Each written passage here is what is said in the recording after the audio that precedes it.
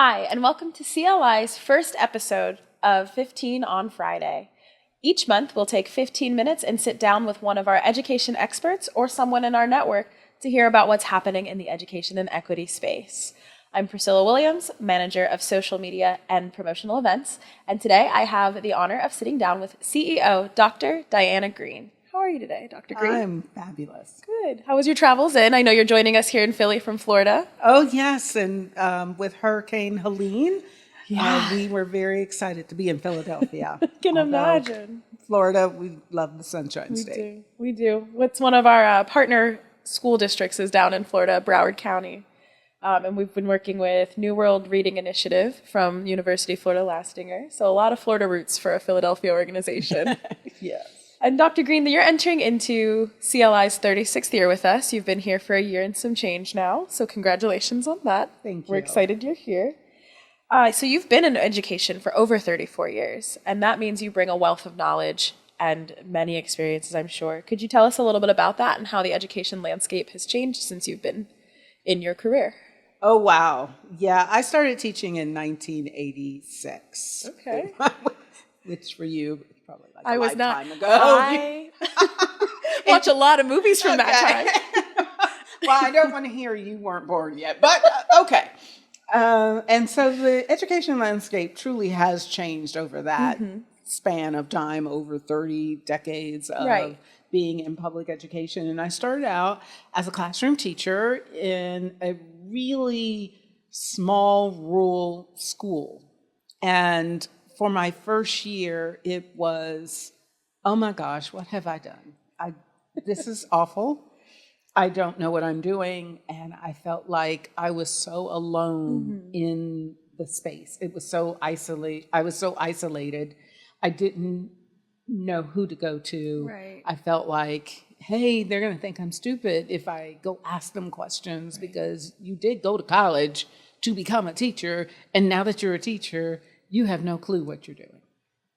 So I think for me, I saw immediately the disconnect of what happens in college in your, what we know as pre-service versus what you walk into a classroom. And back then, Title I was called Chapter 1. Okay. And so I was in a Chapter 1 school.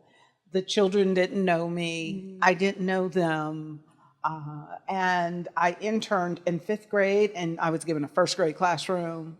Big difference. Big difference. And so from that point forward, I always kept saying to myself, I'm going to make sure no one else has an experience like this. So whenever I was teaching and they wanted someone to mentor a new teacher, I would immediately volunteer because I knew what it felt like to walk into a classroom and just feel like you were totally unprepared and that there was no one there to help you.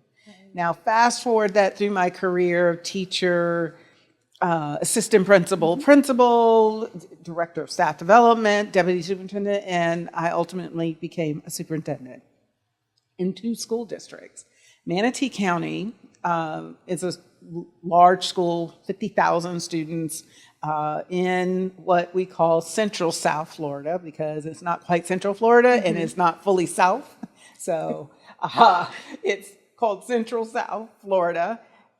Learned so much about working with Hispanic communities because Manatee County, the majority was Hispanic. Right. Over 40% of the students were Hispanic, and really came into my own understanding what it meant for migrant families, how we needed to support them, and that they truly did want their children to learn, but their vocation or their circumstance required them to be in different places depending on the season.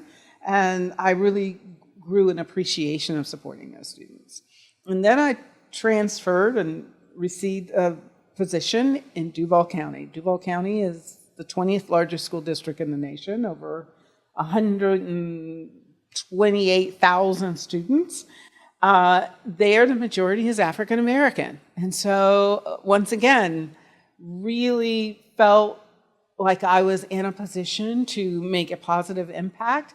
And I went back to, again, my first days of teaching, because I actually started my teaching career in Duval County. Wow. That place where I said, I felt so alone. It came full circle. So I would tell everyone in the very beginning, I've come home professionally. This is where I started, and now I'm home.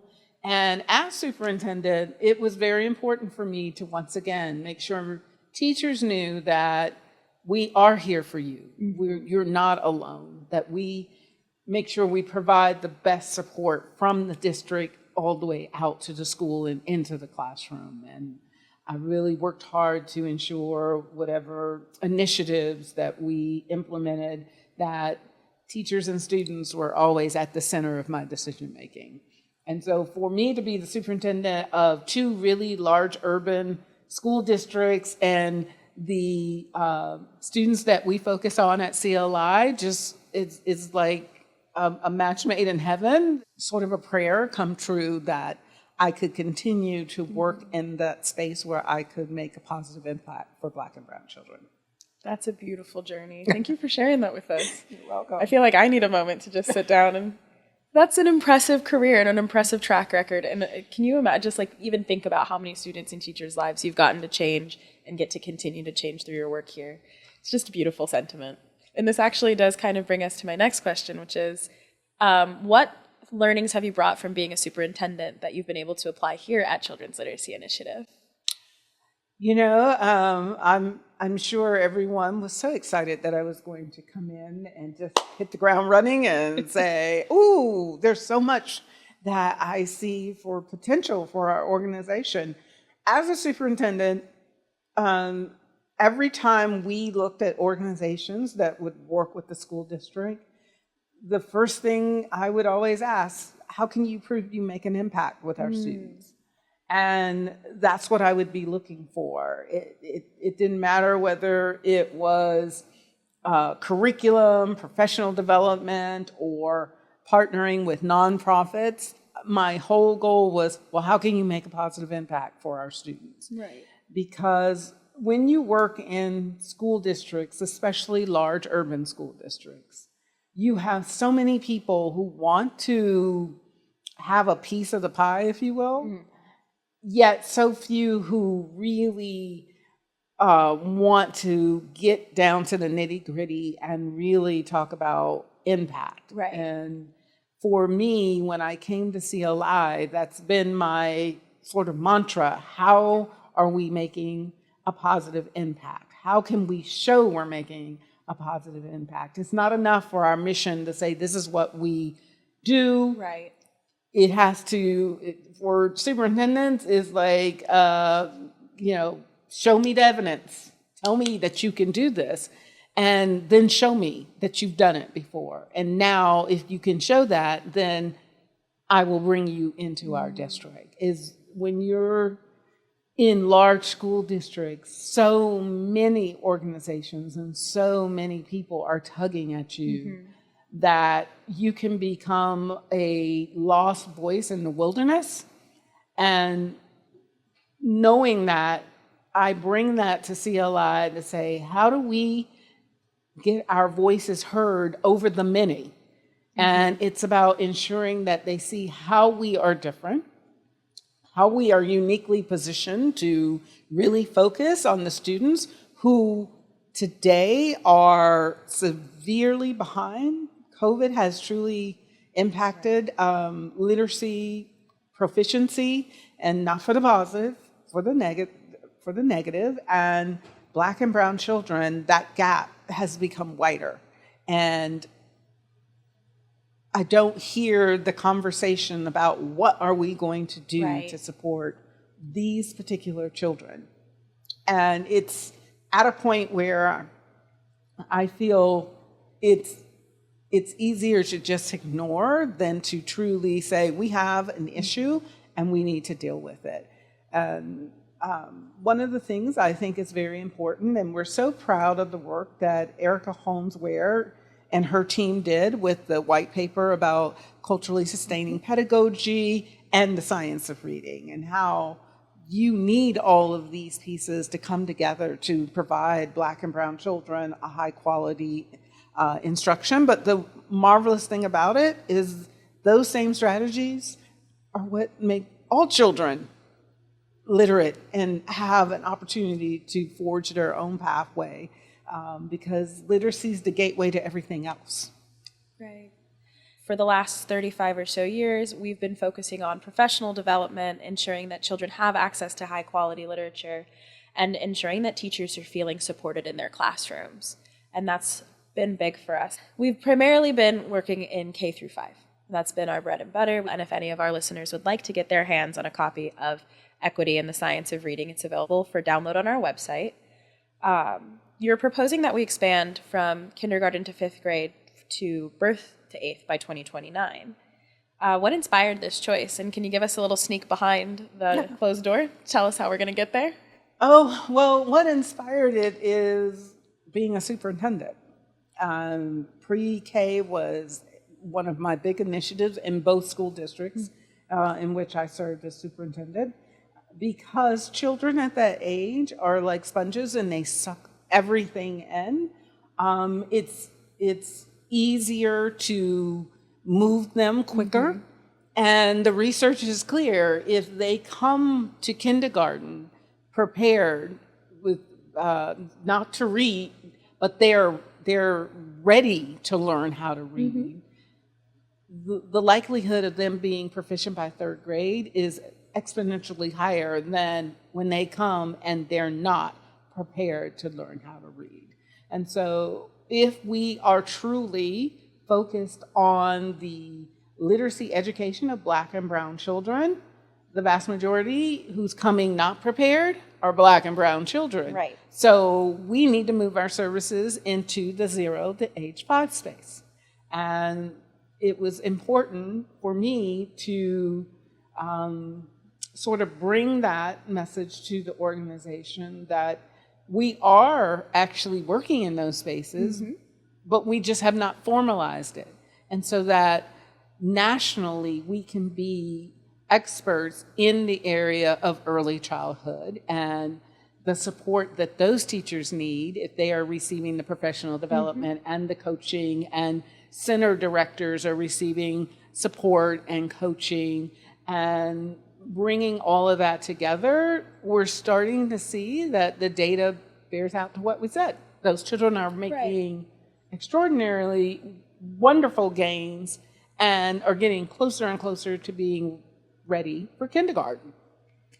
So that's sort of the reasoning behind it. The sneak peek is that we are way ahead of schedule in the birth to age 5. We were just very fortunate to receive a contract with the state of Massachusetts in being in starting with 30 daycare centers, providing our coaching services. And so the program team and the school partnership teams are coming together to focus in on to refine that framework that we have at the elementary space so that it is adaptable for the birth to age 5. And what probably is leading in the other question is now also expanding to middle school, because we know that many students are falling between the cracks and they're showing up in middle school not prepared to use literacy as the way they learn in the form of learning. They're still struggling with learning how to read. And there's not been as much of a national focus on supporting middle school language arts teachers, middle school administrators, and middle school families on that journey of proficiency of literacy. So what I'm hearing is you're coming in to shake up a system that hasn't been working for anyone or for anyone in this matter. And that's exciting. It is a breath of fresh air, because oftentimes we can see students be written off long before middle school in those early grades. And Children's Literacy Initiative the goal is to stop that and to support these students and now support families and caregivers before their kids even get to their classrooms. And that's something to get excited about, for sure. But with that, as we have all this excitement building, what are you most excited to see in the next couple of years as we continue this journey and expand our reach to Massachusetts? I think I'm most excited about the potential. We were very fortunate to be asked to participate in an RFP process to work in Zambia. Ooh. And just being asked and going through the process of collaborating with other organizations to provide that literacy foundation support to Zambia is just amazing. Whether we get it or not is not important. Right. What was important was that our name, our brand, what we do is being recognized not only on a national stage, but we have the potential to be recognized internationally. And so I think I'm excited about the expansion of our work, the expansion of our reach, and the level of competence that we have, the level of expertise that we have in the organization. I think we're ready. I think we're primed and ready to blossom, and the national stage be sort of our garden where we blossom, and give that opportunity for districts, schools, whether they're community daycares or school districts, an opportunity to say, you know what, we can utilize their help because we value the education of Black and brown students. That's really exciting. International stage, here we come. This is going to be good. Well, Dr. Greene, I appreciate you taking the time to chat with me today and give our listeners a little peek behind the curtains as to what's going on. And thank you just for sharing your story with us. Oh, you're more than welcome. It's a treat. It's a real pleasure. Thank you. Do you have anywhere our audience could find you? Any conferences or workshops coming up where they might catch you? They can always catch me on my TED Talk. I have a TED Talk that's out there, and it's talking about minority women in leadership, which is very important. I think that African American women, Latino women, we have voices for too long that continue to be muffled, and it's time for those voices to start speaking up and speaking out and being able to come to that table. No longer should we need to bring our own chair. There's plenty of vacant chairs, and it's time for us to sit in those chairs and have an opportunity to influence policy, influence strategies or behaviors that are impacting our children. How exciting. Well, thank you so much for your time today. This has been Children's Literacy Initiative's 15 on Friday. To learn more about Children's Literacy Initiative and what we're up to, you can tune into our website at www.cli.org/about-us. This show is written and produced by Children's Literacy Initiative and made possible through our donors.